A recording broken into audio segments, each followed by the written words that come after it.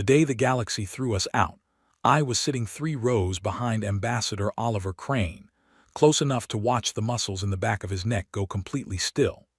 The chamber was cold. It was always cold on Solly's Ether station. The architects who designed it belonged to a species that found warmth biologically distressing, and since the Galactic Cooperative ran the station, the temperature inside the Grand Conclave Hall stayed at a level that made every human diplomat reach for their coat. I am Sira Voss. I spent 19 years working as a translator and cultural liaison for Earth's diplomatic corps. I speak 7 alien languages without a machine assist, and I have sat through more political proceedings than I can count. I thought I had seen everything this galaxy had to show me. I thought, walking into that hall on the morning of the vote, that I was prepared for whatever came next. I was not prepared for how fast it happened. The Grand Arbiter, a Velthon named Selvoron, did not wait for the room to settle. The gavel had barely struck the resonance plate before his voice came through the translation relay, flat and final, the way a door sounds when it locks from the outside. The Galactic Cooperative, he said, had reached a decision regarding the status of the human species and all territories under human administration. The vote had been conducted over the previous 72 hours. The result was unanimous. Unanimous. I looked around the chamber. 640 delegate pods, arranged in a sweeping arc that curved upward toward the vaulted ceiling. Each pod held a representative from one of the Cooperative's member civilizations.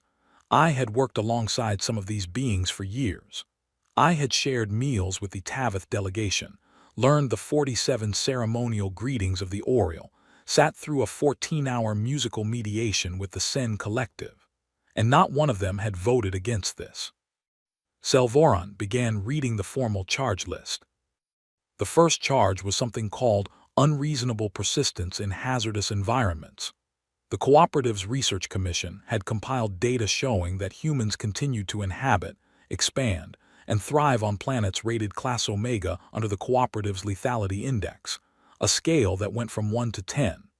Class Omega meant the index had exceeded 10.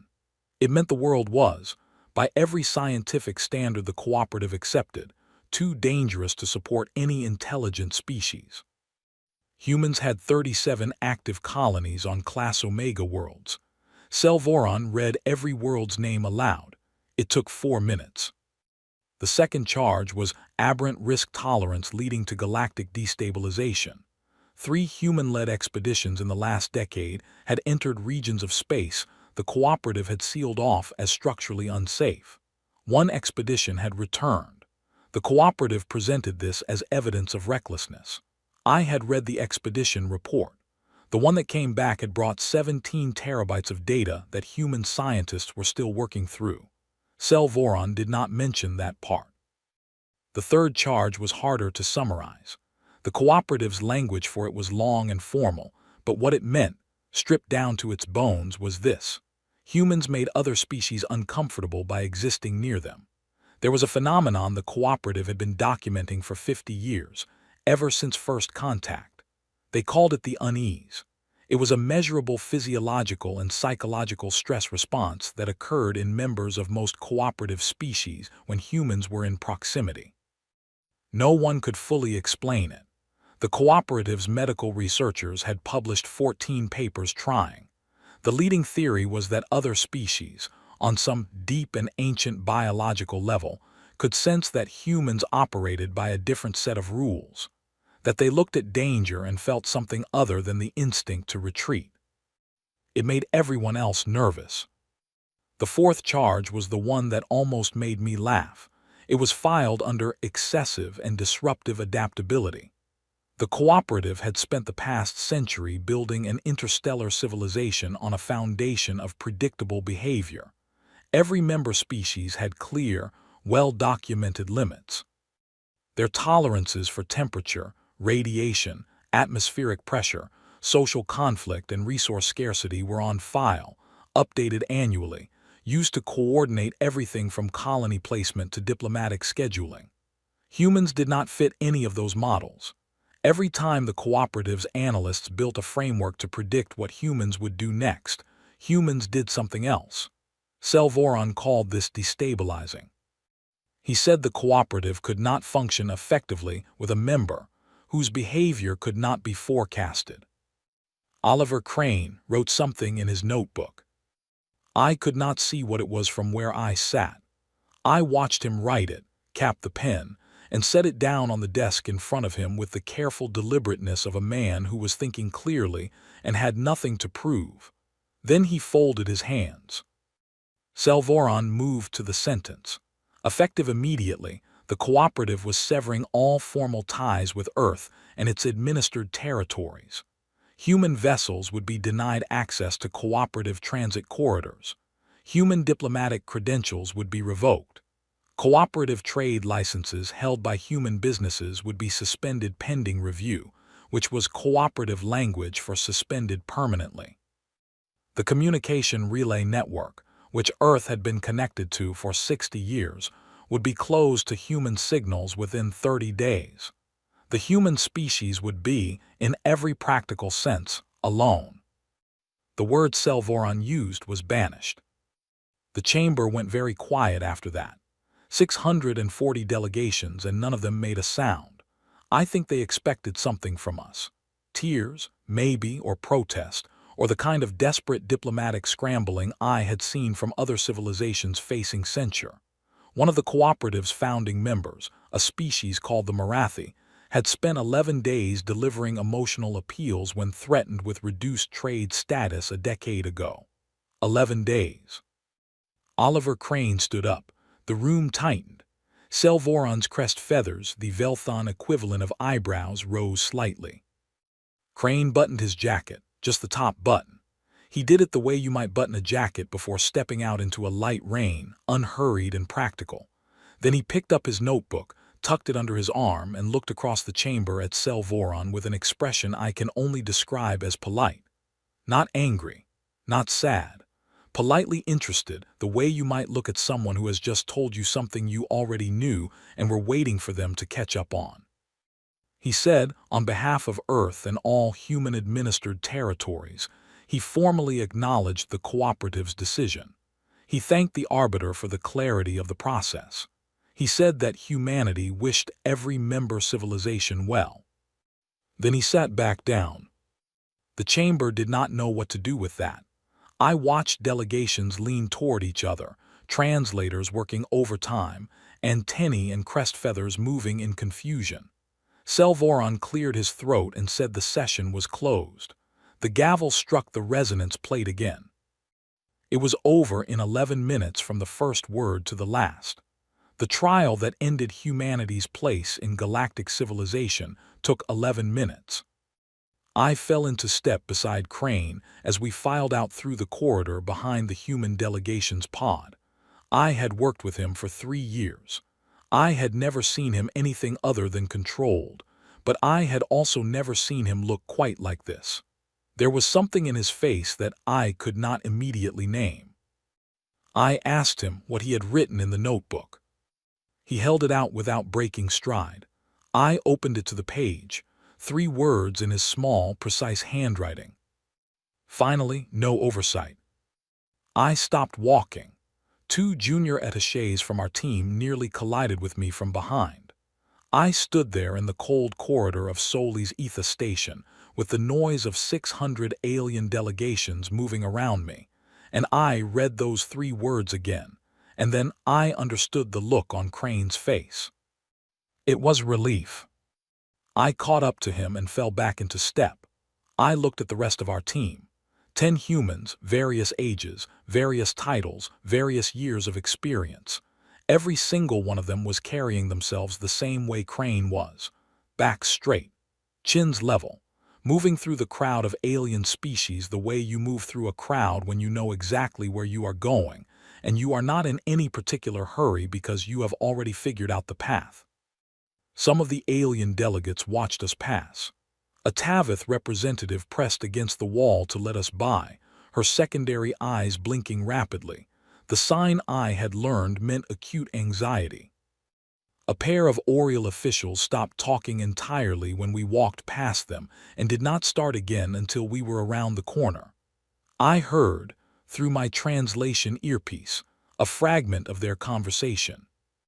They were wondering why we were not upset. I almost stopped again. I wanted to turn around and explain it to them. I wanted to say, "We are not upset because we were not afraid of this. You were afraid of us. You have been afraid of us since the first day we docked at a cooperative station." And the intake officer took our biological readings and called her supervisor. And her supervisor called his. And the three of them stood there staring at our medical profiles, because our stress hormone levels under what the cooperative classified as a high-threat scenario were lower than a Velthon's resting readings on a calm afternoon. "You have been filing reports about us for 60 years. 14 papers on the unease, and not one of them asked the obvious question. What if we are not the problem? What if you built a civilization around the assumption that the universe was something to be survived carefully, and we arrived having spent 100,000 years learning that it was something to be engaged with directly?" But I did not turn around. I kept walking. We all did, the 10 of us, down the corridor and through the departure bay and back onto the human transport that would take us home.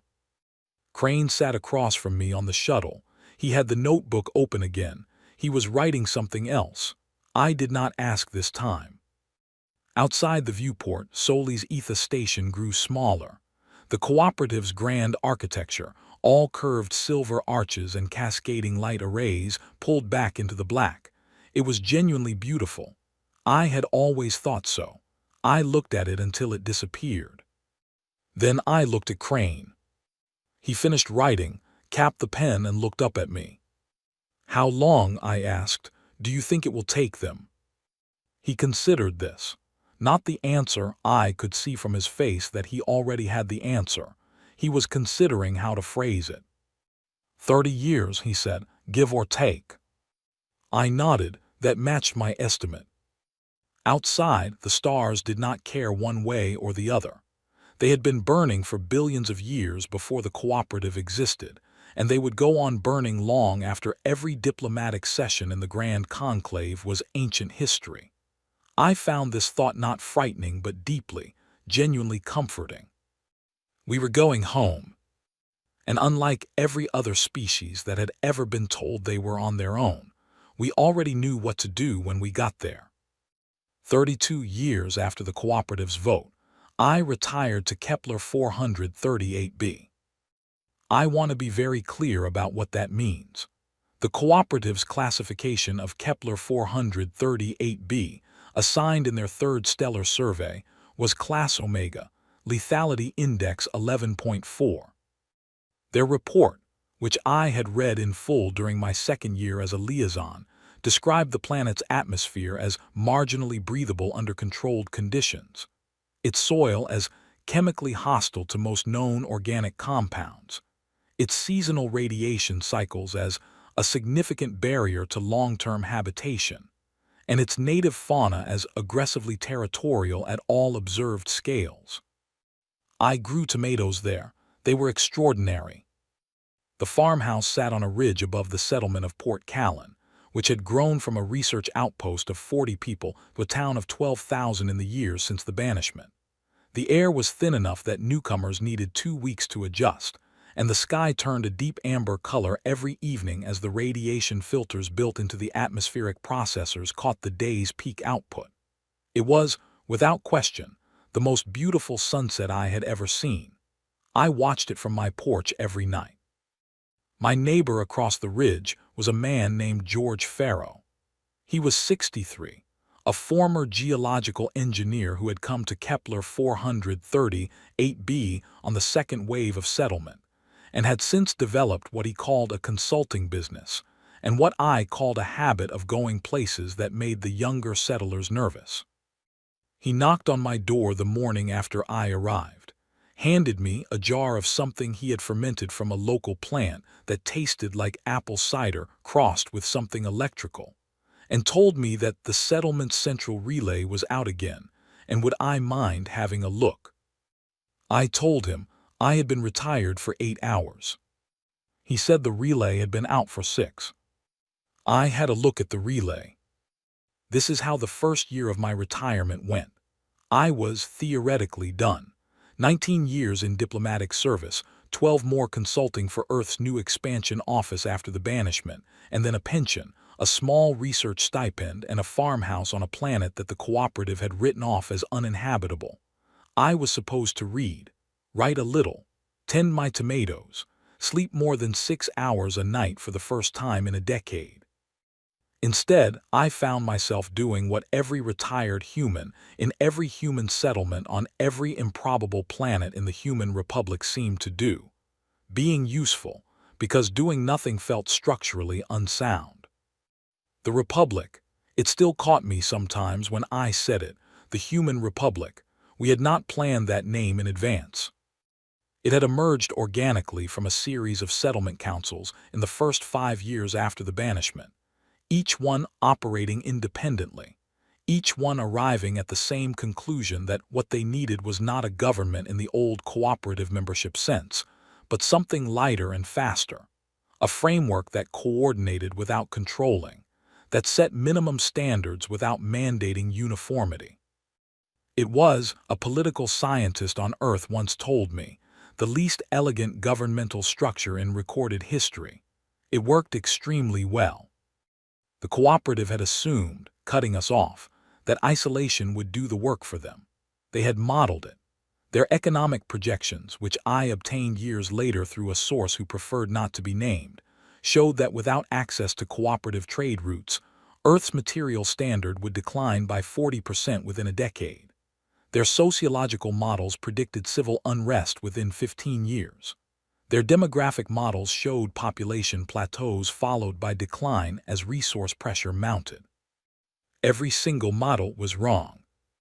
Not slightly wrong, not wrong in one direction or another, wrong in the way that tells you the underlying assumptions were bad at the foundation. The cooperative's economists had built their projections on the premise that humans, like every other species, would struggle most in conditions of scarcity and isolation. They had never seriously entertained the possibility that humans found scarcity clarifying. Without cooperative trade, Earth's engineers had 18 months to solve the supply problems or face genuine hardship. They solved them in 14. The closed-loop food synthesis systems that came out of that period were so efficient, so scalable, and so adaptable to varied planetary conditions that within a decade, the word famine had begun to exit the practical vocabulary of every human settlement that adopted them. It did not disappear from history books, but it stopped being a thing that happened. Energy followed a similar arc. The cooperative's ethics boards had maintained a list of restricted research categories, things they considered too dangerous or too destabilizing for member species to pursue freely. 34 categories in total. 22 of them involved energy production and propulsion. The reasoning, as best I ever understood it, was that some technologies created risks that one civilization pursuing them independently could not adequately assess, and that the cooperative's coordinated review process was safer than unilateral development. It was a reasonable argument in principle. In practice, it meant that for 60 years, human physicists had been working around a fence. The moment the cooperative removed us from the review process, those physicists walked through the gap and kept going. Within 8 years, 2 of the 22 restricted categories yielded breakthroughs that changed the shape of human expansion entirely. I am not a physicist and I will not try to explain the mechanics of either discovery, but the effect was this. Human ships that had once needed 4 months to reach the nearest Class Alpha worlds could reach them in 11 days. And the energy required to power a settlement on a Class Omega world dropped by a factor that made every previous cost projection obsolete. The cooperative had meant to strand us. Instead, they had cut the rope that was holding us in place. And then there was medicine. The cooperative's medical research community was genuinely excellent. I want to say that plainly, because what I am about to describe is not a criticism of their intentions. They had developed treatments for conditions that had killed billions of beings across dozens of species, and they shared that knowledge freely within the membership. The cooperative's medical charter was one of the things I had genuinely admired about the organization. But the charter also prohibited certain categories of research that the cooperative's bioethics panels considered too close to fundamental biological modification. The line they drew was intended to prevent harm. It also, as a consequence, prevented a specific category of work that human researchers had been quietly developing for 40 years, submitting for review every 3 years, and being quietly declined every 3 years. 16 months after the banishment, the first paper was published. It described a cellular repair mechanism that, to summarize drastically, addressed the primary biological process associated with age-related decline in human tissue. This is not the language the researchers used.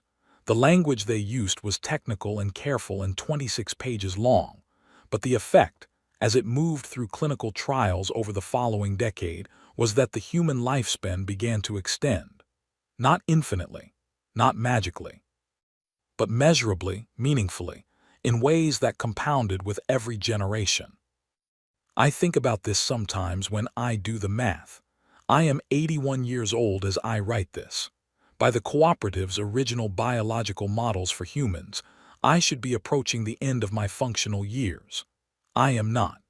I hiked 8 kilometers with George Farrow last week, up the ridge and back, and the only reason we stopped when we did was that the sunset was too good to walk through. My cooperative contact, the diplomat who had reached out years ago through the smuggler's relay, sent me another message in the 15th year. Her name was Vorithel, a Velthon analyst who had always been more curious than her colleagues, and who had spent most of the banishment years watching human space with an attention she described to me as professionally motivated, and which I suspected was something more like fascination. Her message was 3 sentences. We have observed the food synthesis data. We have observed the energy figures. We do not understand what we are seeing. I wrote back 1 sentence. We are doing what we always do. She did not reply for 6 months. When she did, it was not to answer. It was to tell me that the cooperative's immigration office had begun receiving applications from member species citizens wishing to relocate to human space. Not many at first. Dozens, then hundreds across a range of species. Velthon, Taveth, Oriole, 3 species whose names I had barely learned during my liaison years. They cited various reasons: better medical access, stronger economic opportunity. One family of Taveth, a species I had always thought of as deeply risk-averse, gave as their reason on the formal application: we want to live somewhere where things are still being figured out. I read that line 3 times. George Farrow knocked on my door that same evening. He had heard from the Settlement Council that the 6th application for Taveth residency had come in that week. He wanted to know what I thought. I told him they were welcome. He said that was what he thought too, and that he had already told the council as much, and that he had come over because he had made another batch of the fermented thing, and did I want to try the new version. The new version was better. We sat on the porch and watched the amber sunset, and he told me about the cave system he had mapped 2 weeks ago, 3 kilometers into the eastern ridge, and the mineral formations inside it that he had never seen documented anywhere, and that he intended to go back for a second look as soon as the wind season settled. I asked him if he had told his family. He said they had told him to be careful. I asked if he was going anyway. He looked at me, the way George Farrow looked at questions with obvious answers. By the time the 28th year arrived, the number of non-human citizens in the human republic had passed 4 million. They came quietly, family by family, individual by individual, through channels that were not officially sanctioned by the cooperative, but that the cooperative's border officials seemed disinclined to monitor closely. They arrived on worlds rated Class Alpha and Class Omega alike. They learned to manage the difficulties of each one. Many of them, after a few years, developed what the cooperative would have called aberrant risk tolerance. One Velthon family on Kepler 430 8B started a farm 2 ridges over from mine. Their youngest, a child who had been hatched in cooperative space and moved here at age 4, grew up speaking the local human dialect without any accent at all. I saw him sometimes at the settlement market, arguing cheerfully with a Tavith merchant about the price of a particular seed variety, gesturing the way Velthon do not typically gesture, laughing the way no cooperative citizen had ever laughed in any chamber I had sat in. The galaxy was leaking into human space, slowly, quietly, family by family.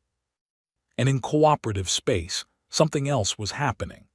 I heard it first from Vorithel, then confirmed it from 3 other sources, then eventually read it in the dry language of cooperative economic dispatches that still found their way to me through various channels. The cooperative's infrastructure was developing problems. Not catastrophic ones, not yet, but the kind of slow, compounding problems that come from a system that has always relied on a particular component, and then, suddenly, no longer has access to it. Human contractors had managed significant portions of the cooperative's frontier logistics for 60 years. Transit corridor maintenance, deep space relay upkeep, atmospheric processing on marginal worlds. When the banishment came, the cooperative's administrators had been confident that member species engineers could absorb these functions. They had published a transition plan. The transition plan was not going well. It was not a crisis. It was a pattern. Relay stations running slower. Transit corridor maintenance windows stretching from scheduled weeks to unscheduled months. 3 Class Beta worlds that had been comfortable had become Class Beta worlds that required supplemental support that was slow in arriving. Nothing that made headlines. Everything that made a very long document that Vorithel summarized for me in a message that arrived in the 29th year of the banishment with 2 words preceding the summary. They are meeting. I sat with those 2 words for a while. Crane had said 30 years, give or take. He had been in the end close enough. I called George Farrow over that evening. We sat on the porch. I told him what Vorithel had said. He was quiet for a moment, turning his glass in his hands, watching the amber sky go dark above the ridge. Then he said, good. Just that good. I poured more of the fermented thing into both our glasses, and we sat there under the stars of Kepler 438b, a planet the galaxy had written off as impossible, and we watched the lights of Port Callan come on one by one in the valley below, 12,000 people living full lives on a world that was not supposed to support them. And I thought, we were never the problem they thought we were. We were always just the answer to a question they had not learned to ask yet.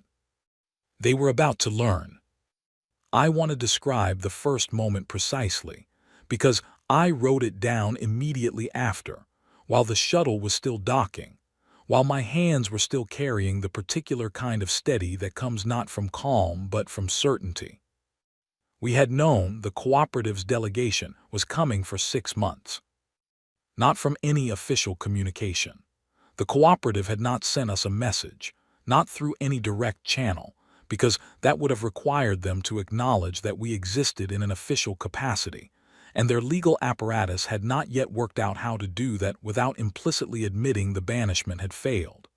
Instead, we had known because Vorithel had told me, because 4 other sources I had cultivated across 30 years had told me, because the cooperative's own financial disclosures, which were public under their charter, and which our economic analysts read with the focused attention of people who understood exactly what to look for, had begun showing the specific pattern of expenditure that preceded a diplomatic mission.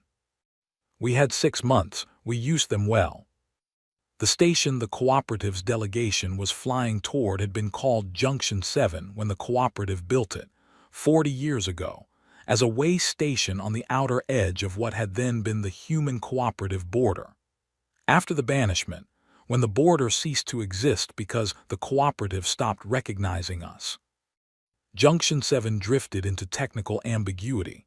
Nobody serviced it. Nobody claimed it.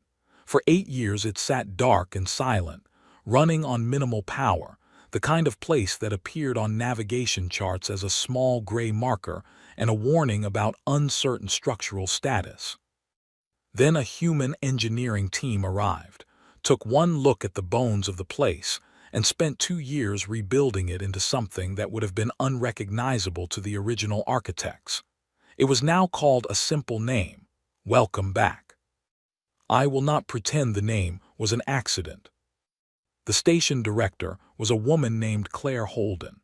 I had known her for 15 years, since she ran logistics for one of the early Class Omega settlement waves, and the reason I trusted her was that she had a specific quality I had always valued above most others in difficult situations. She did not perform confidence. She simply had it. When I arrived at Welcome Back 48 hours before the cooperative's delegation, she met me in the bay with a handshake and a detailed briefing and no preamble. The Human Republic's negotiating team was already aboard, 7 people. I was the 8th. Our lead negotiator was a man named Daniel Ford, who had spent the last decade as the Republic's chief trade architect, a title that sounded administrative and was in fact one of the most tactically demanding roles in the government.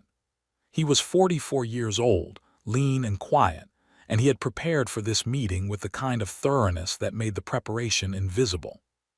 When I joined his team in the conference room for our final brief, the tables were clean. There were no stacks of paper, no nervous assistants shuffling files. There were 7 people and a projected display showing nothing but the cooperative delegation's arrival time. Ford looked at me when I walked in and said simply, "Good, we can start." He walked us through the 3 positions the cooperative was likely to open with, based on everything we knew about their internal debates. The first was a reinstatement offer. Humanity would be welcomed back into the cooperative as a full member on the existing terms, as if the banishment had been a temporary suspension. The second was a conditional offer. Humanity would be welcomed back as a probationary member with reduced representation and enhanced monitoring protocols for a period of 25 years. The third was the one Ford thought most likely: a partnership offer, framed in language designed to sound like equality, but structured in ways that would effectively maintain cooperative oversight over human expansion decisions. Ford said the correct response to all 3 was the same: silence. Not permanent silence, not aggressive silence, just the specific, neutral, unhurried silence of people who have been asked to accept something they do not need. He said we would let the cooperative delegation speak. We would listen carefully and visibly. We would ask a small number of clarifying questions, and we would not indicate a position for as long as it took for the other side to understand that the urgency in the room was entirely theirs. I had seen this tactic once before. Oliver Crane had used a version of it in the Grand Conclave on the day they banished us, though at that point it had been more instinct than strategy. Ford had built it into an architecture. I respected that. The cooperative delegation arrived at Welcome Back Station on a Tuesday morning local time, aboard a vessel that was newer and more formal than anything I had seen them deploy in my diplomatic years. 12 beings in total. Lead negotiator was a Velthon named Orith Sel, young for the role, chosen, I suspected, because the elder diplomats wanted someone who could claim ignorance of the banishment era's internal politics if anything went wrong. He was accompanied by 2 Tavith legal advisors, a pair of Oriel economic analysts, and several others whose species I recognized but whose specific roles were unclear. When Orithsel stepped onto Welcome Back Station and saw the interior, he stopped. Claire Holden told me later that she had watched his crest feathers do something she had never seen a Velthon's crest feathers do in a professional setting.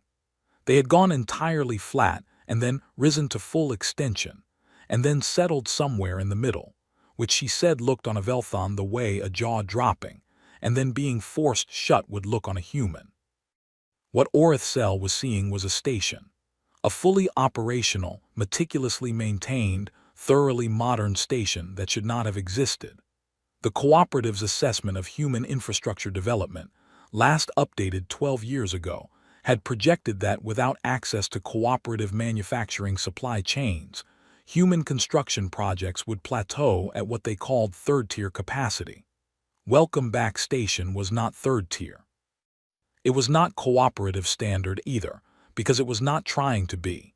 It was human standard, which was its own thing, which moved faster and looked different and worked very well. Orithsel composed himself. I will give him that. By the time he walked into the conference room and took his seat across from Ford, his crest was level and his posture was formal and his translator unit was running cleanly. He was a professional. He was doing his job. Ford welcomed him. Daniel Ford had a voice that never rushed. He spoke to Orithsel with the same specific warmth you use towards someone you are meeting for the first time and intend to deal with fairly. He said he was glad the cooperative had reached out. He said the Human Republic valued dialogue. He said he hoped the transit from cooperative space had been comfortable. Orithsel said the transit had been fine and moved immediately to the matter at hand. He presented the cooperative's offer. It was the third option Ford had predicted, the partnership framework with oversight mechanisms buried in the language of mutual consultation. Orithsel delivered it well. He emphasized the benefits to humanity. He used phrases like restored access and reintegration into the broader community of civilizations. He did not say what the cooperative was getting from the arrangement, but the cooperative was getting a great deal. Access to human medical technology, human energy systems, and the logistics capacity that had been slowly draining out of cooperative frontier operations for 30 years. Ford listened. He asked 2 clarifying questions, both of them genuinely clarifying, nothing pointed or adversarial. Then he said pleasantly that the team would need some time to consider the terms. Orithsel said he understood. He expected the consideration to take perhaps a day or 2. Ford said that seemed reasonable, and that in the meantime, he hoped Orithsel's team would make use of the station's facilities. Claire Holden's team had prepared quarters, meals, and a briefing room for the cooperative delegates. They left the conference room. Ford looked at me. I looked at Ford. Neither of us said anything for a moment. Then he said, "Day 3. He meant that was when we would respond, not day 1 or 2. Day 3. The cooperative delegation spent those 2 days on the station. They toured the facilities, which were impressive by design but not ostentatiously so. They ate in the shared dining area, where they were surrounded by human staff who were friendly and busy and clearly not suffering from isolation or resource scarcity. The economic analysts asked Claire Holden a number of questions about supply chains and maintenance schedules. She answered every one of them fully and accurately. The answers were all good news. That was not an accident either. On the morning of day 3, I was walking the corridor to the conference room when I fell into step beside one of the Tavith legal advisors. Her name, per the delegation roster, was Ventassa. She had been taking notes constantly since she arrived, a small Tavith habit of documentation that I recognized from my liaison years. She looked at me and then looked away, the way Tavith do when they want to speak but are calculating the etiquette. I waited. She said quietly, "The station medical bay, the equipment." I said yes. She said, "We do not have that equipment in cooperative space." I said, "I know."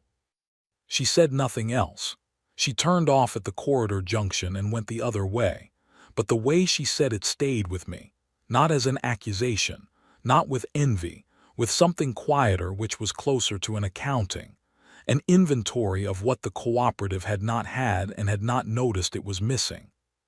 Ford sat down at the conference table at 9 in the morning on day 3 and told Orithsel that the Human Republic had considered the cooperative's proposal carefully and that we had an answer. The answer was no. Not to dialogue, not to a relationship, no to the specific proposal as structured. We were not interested in returning to the cooperative as members of any kind. We were not interested in oversight mechanisms described as consultation. We were not interested in any framework that treated the past 50 years as an interruption in the natural order of things rather than what it had actually been, which was a transformation in the actual order of things. What we were interested in, Ford said, was a trade agreement. Comprehensive, bilateral, specific. Goods, services, technology. On terms that both parties negotiated freely as sovereign equals. Orithsel was very still. Ford said, the Human Republic would also welcome a formal application from the cooperative for associate partner status. Associate partners received access to human transit corridors, shared research databases, and joint infrastructure projects. Associate partners did not have oversight authority over human governance or expansion. I watched Orithsel's translator unit process the phrase associate partner status. The unit was high-quality cooperative technology, the best available. It managed the translation in 3 seconds. Then Orithsel's crest feathers did the thing they had done when he stepped onto the station. He said, "You are proposing that the cooperative apply to join your framework." Ford said, "We are proposing a partnership of equals in which both parties access the formal structure that best serves their interests. The cooperative is welcome to pursue observer status initially if the full associate application requires internal approval time." Orithsel looked at me. I was not sure why. Maybe because I had been around long enough that he had read my history, the liaison years, the banishment era consulting, and he was looking for something familiar in a room that had stopped being familiar the moment he walked in. I looked back at him steadily and said nothing. The negotiation took 4 more days. Ford's team handled the technical sessions. I sat in on 2 of them and spent the rest of my time talking with Ventassa and one of the Oriel analysts, a being named Rethsal who was deeply and openly curious about the human education system and kept asking questions I found more and more interesting as the days went on. The final agreement was not everything we wanted or everything the cooperative wanted. That is what an agreement between equals looks like. There was one clause I negotiated personally. I asked for it in a private session with Orithsel on the last afternoon, just the 2 of us and our translators. It was a short clause. It said that the cooperative's formal record of the banishment would include a notation that the banishment had not achieved its intended effect. Orithsel said that was a symbolic request. I said yes. He looked at me for a long moment, then he signed. I thanked him. I meant it. The clause was symbolic in the way that most true things are symbolic. It would be in the record for as long as the record existed. Every historian, every student, every young diplomat who pulled those files in the centuries to come would read it. The cooperative told us we were finished. We grew. I thought that was worth putting in writing. I want to tell you something about the morning Ventassa's great-grandchild knocked on my door. The child's name was Dessa. She was 9 years old, born on Kepler 438b. Which meant she had never known cooperative space as home, never stood in those cool, carefully calibrated halls, never eaten food produced to cooperative nutritional standards, never heard the formal cadences of the cooperative's official dialects as a living language. She spoke the local human dialect and one Oriel trade language she had picked up from a family 3 houses down the ridge. When she knocked on my door that morning, she was carrying a soil sample in a sealed glass jar, which she held out to me, and said she had found it in the Eastern Ridge cave system and wanted to know what it was. I told her to come in, and we would look at it together. I am, at this point, 103 years old. I say this not to be impressive, but because it matters to the story, and because it still catches me slightly when I say it out loud. The cellular work that the first generation of researchers developed in those early post-banishment years has moved through several generations of refinement since, and the practical effect for my specific biology has been that the decline I expected has arrived more slowly and more gently than I was prepared for. I am not a young woman, But I am a functional, mobile, thinking person who can still read soil sample data without assistance, which is not nothing. Dessas sat at my kitchen table while I ran the jar through the portable analyzer George Farrow had given me when he moved to the new settlement further north, 5 years ago, following his geological survey into a region he described as the most interesting rock formation he had found in 40 years of looking at rocks. He was 89 when he left. He sent me samples every few months. I ran them and sent him the results, and we talked about what they meant, and sometimes we disagreed, and the disagreements were always productive. The sample Dessas had brought was a mineral composite I had not seen before. It had properties that the analyzer flagged as unusual, the kind of flag that in scientific language means there is more here than the instrument can tell you with confidence. I told Dessas this and watched her face. She said, "So it means we have to look harder." I said yes. She said, "Good." I was hoping it meant that. I thought about that response for the rest of the day after Dessas had gone home for dinner. The ease of it, the completeness of it, not the acceptance of a child who does not know enough to worry, but something more specific than that. The confidence of a person who has grown up in an environment where unknown things are understood to be worth investigating rather than worth avoiding. Dessas had been born on a Class Omega world. Her parents had chosen it deliberately. Her grandparents had emigrated from cooperative space for reasons that had changed over the years they spent here until the reasons themselves were barely recognizable. They had come looking for opportunity. They had stayed because they had stopped being afraid of the things the cooperative had taught them to be afraid of. Lithsel arrived 2 weeks after Dessas' visit.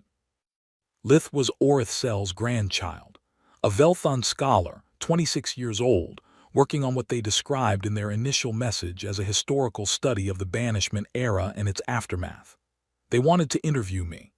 I said yes, with the condition that the interview happen here at the farmhouse over several days, and that Lith do some of the farming work in exchange. I was not entirely joking about the farming work. Lith arrived with a recording unit, a data notebook, and an expression that I recognized from my own face in the mirror when I was a young diplomat encountering something I had studied thoroughly and was not yet fully equipped to understand. They were careful. They were respectful. And they were, beneath the professional manner, genuinely and helplessly curious. We sat on the porch the first evening, watching the amber sunset that I had now watched from this ridge for 70 years, and Lith said, "I want to understand why you smiled." I asked which smile they meant. Lith said, "In the Grand Conclave, when the banishment was announced, the historical record shows that the human delegation smiled. Every account from multiple species who were present describes it the same way. Most analysis of the banishment era identifies that moment as significant, but no analysis I have read explains it satisfactorily." I looked at the amber sky. I had thought about this question for many decades, not because I did not have an answer, but because the answer was the kind of thing that was easy to say incorrectly, and saying it incorrectly had always seemed worse than saying nothing. I said, "Are you afraid of things, Lith?" They considered this.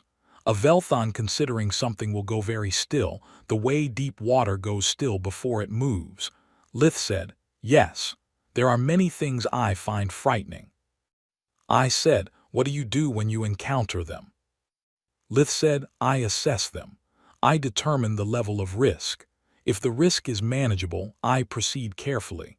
If the risk is not manageable, I look for an alternative path." I nodded. I said, "What if there is no alternative path?" Lith was quiet for a moment.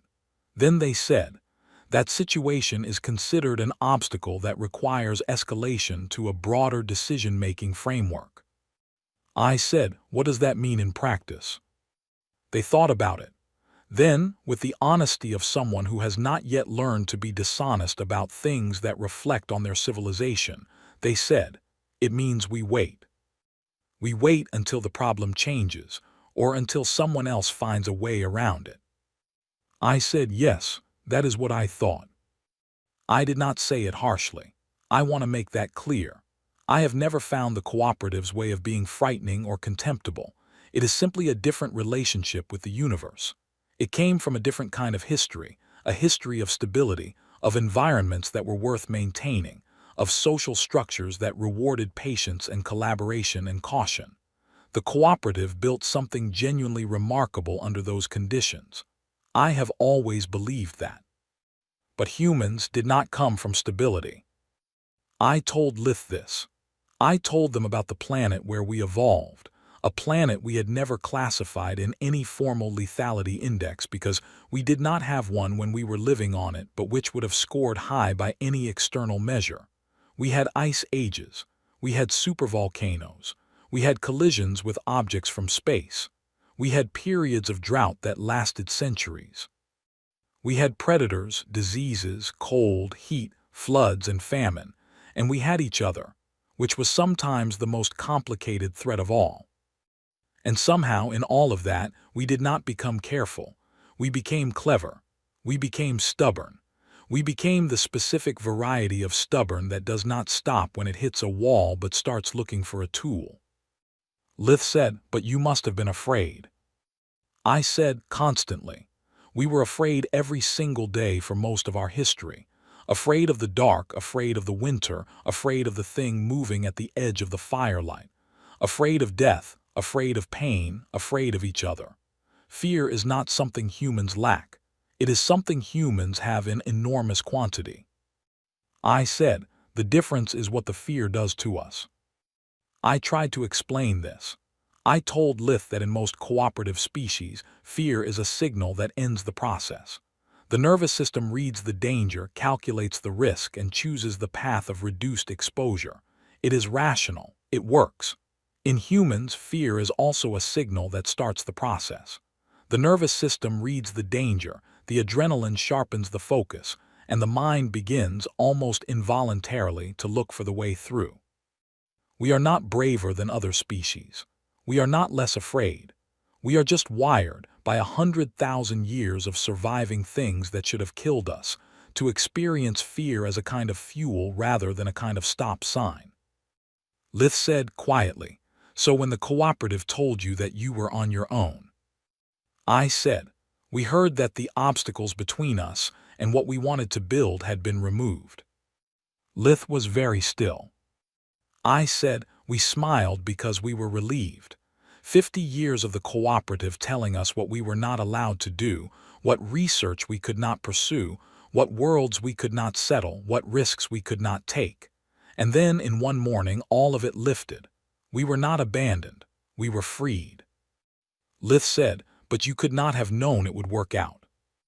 I said, no, we could not have known that, but that is exactly the point. I let that sit for a moment. The amber light was fading. The first stars were coming through the atmospheric filter, the ones bright enough to cut through, the ones I had been watching from this ridge for 7 decades. I said, Lith, you asked me why we smiled. The real answer is this. We smiled because we had spent 60 years watching the cooperative make decisions from a position of fear. Fear of the unknown. Fear of what humans might do if not supervised.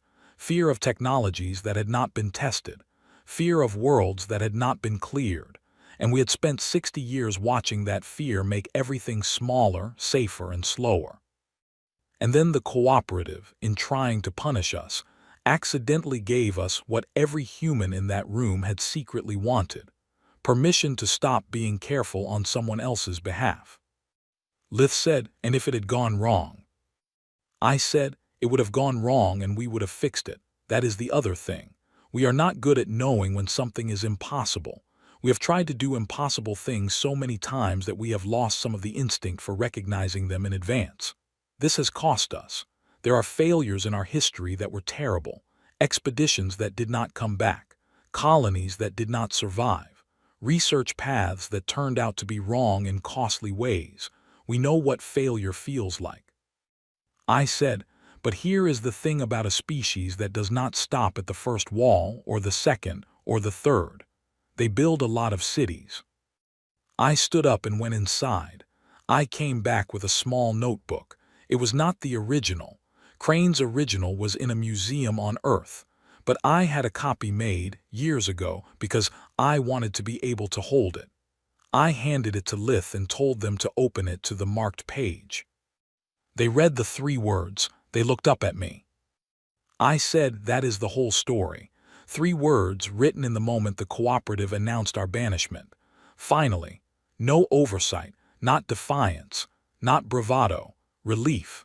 The relief of a species that had just been told the only thing standing between them and their potential was themselves.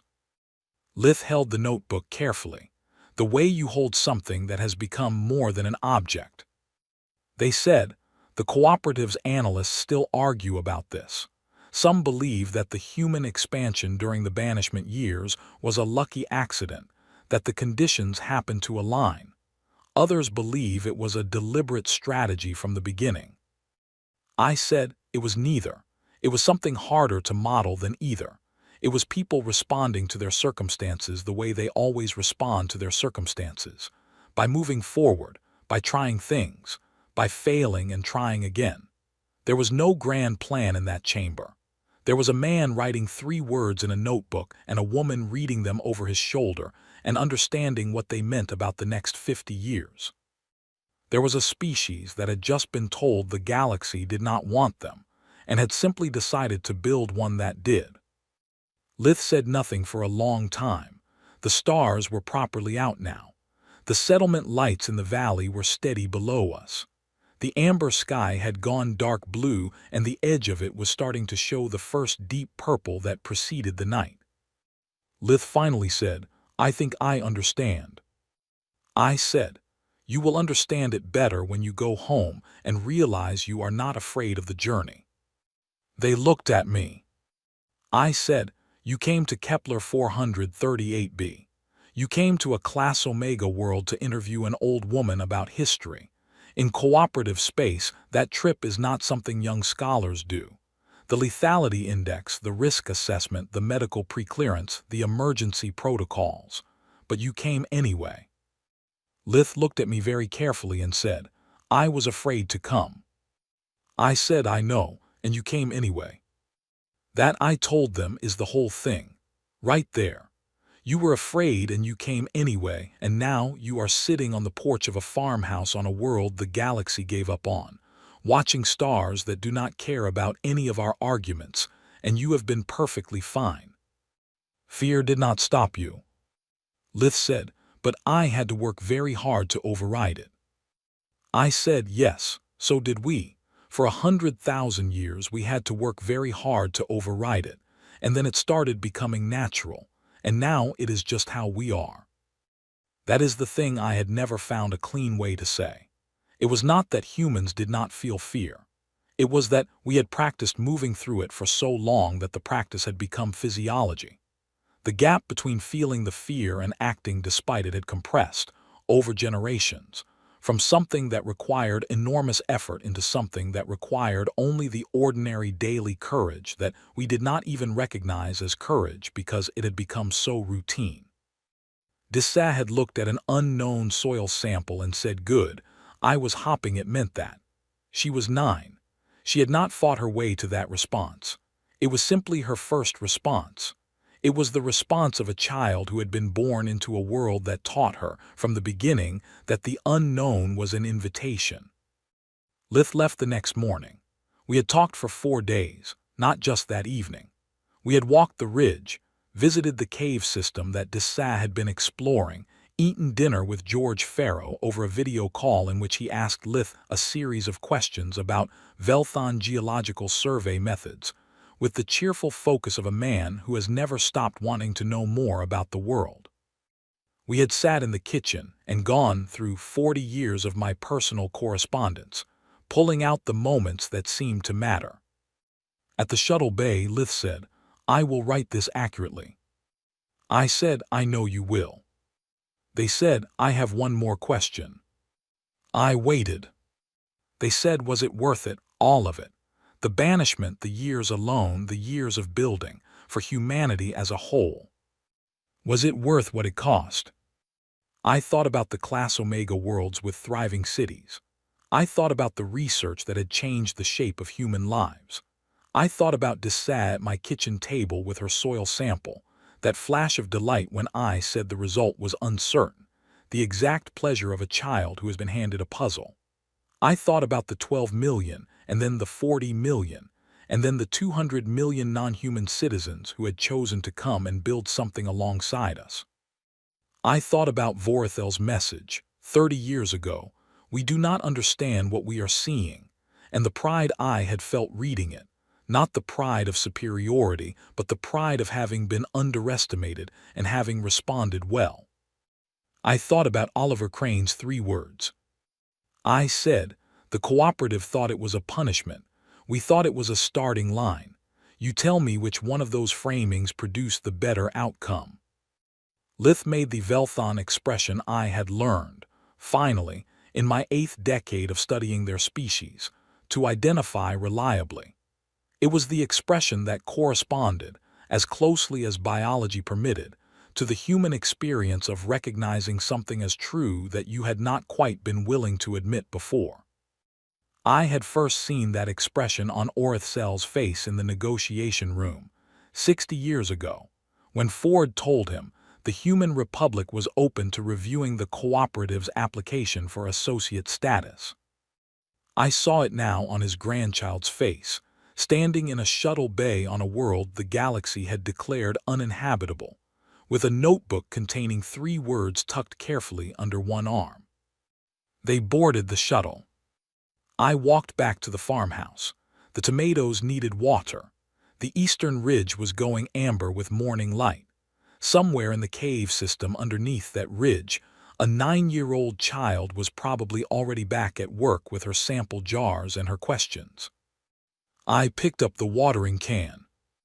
Dessa knocked on the door an hour later with a second sample from a different layer of the cave. She held it up. Her face was completely lit. She said, "The analyzer is going to flag this one too. I can already tell." I said, "Then let us find out what it is." We went inside and got started.